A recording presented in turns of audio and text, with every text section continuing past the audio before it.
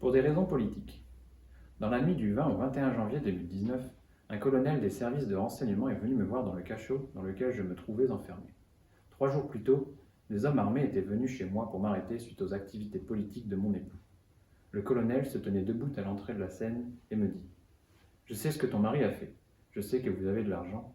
Si tu veux, je peux te faire sortir d'ici et te faire passer à Brazzaville avec tes enfants. » Il m'a prêté son téléphone pour que j'appelle ma sœur et le lendemain, au milieu de la nuit, celle-ci arrivait avec mes enfants et la somme demandée.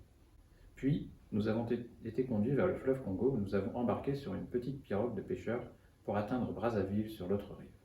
Notre traversée sur le fleuve a été un moment très difficile. Mes enfants et moi avons cru mourir tant cette pirogue nous paraissait étroite et fragile. Nous avons pleuré, prié qu'elle ne fasse pas naufrage. Ni moi ni mes enfants ne savions nager. À un moment, l'esquif s'est mis à tanguer si fort que le piroguier a dû convoquer les esprits du fleuve pour tenter de les calmer. Je n'ai rien compris à ce qu'il leur a dit, mais je me souviens l'avoir vu jeter des offrandes par-dessus bord, une sorte de poudre. Au bout d'un moment, le fleuve s'est calmé et nous avons enfin atteint Brazzaville. Là, nous sommes restés dans une petite case de pêcheurs, nourris de poissons et de manioc par celui-là même qui nous avait fait passer. Un homme bon. 2 jours plus tard, quelqu'un nous a emmenés dans une maison avec interdiction d'en sortir. Nous avons attendu 2 semaines durant, à raison d'un unique repas par jour. J'ignorais tout des modalités de ce voyage. Je savais seulement que ce colonel m'avait promis de m'emmener loin de mon pays. Pour ça, je lui avais remis une somme de plusieurs dizaines de milliers de dollars. Lorsque l'on nous a emmenés ensuite à l'aéroport, j'ai compris que le temps passé dans cette maison était justifié par le fait qu'il fallait nous faire des faux passeports. De Brazzaville, nous nous sommes envolés pour Madagascar. J'étais assise dans l'avion au milieu de mes 5 enfants âgés de 7 à 15 ans. J'étais perdu. On ne me disait rien, seulement de suivre les gens qui me trimballaient de maison en maison, de fleuve en aéroport. Madagascar fut une étape très dure. On nous avait déposés dans une vieille bâtisse remplie de centaines de personnes.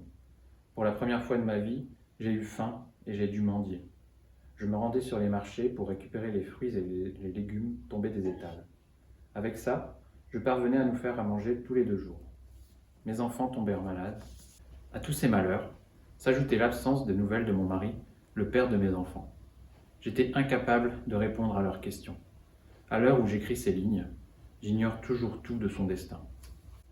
L'homme malgache qui était venu nous chercher à l'aéroport nous rendait souvent visite pour nous encourager. Je ne comprenais malheureusement rien à ce qu'il me disait, je ne parlais pas malgache et lui ne parlait pas français.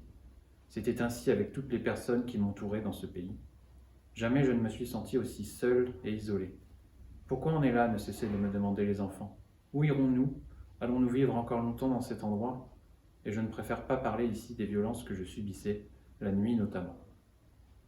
5 mois, presque jour pour jour après avoir foulé le seuil de cette maudite maison, nous nous sommes envolés pour la France. Myriam Bilonda Banza, Kada, Bar-le-Duc.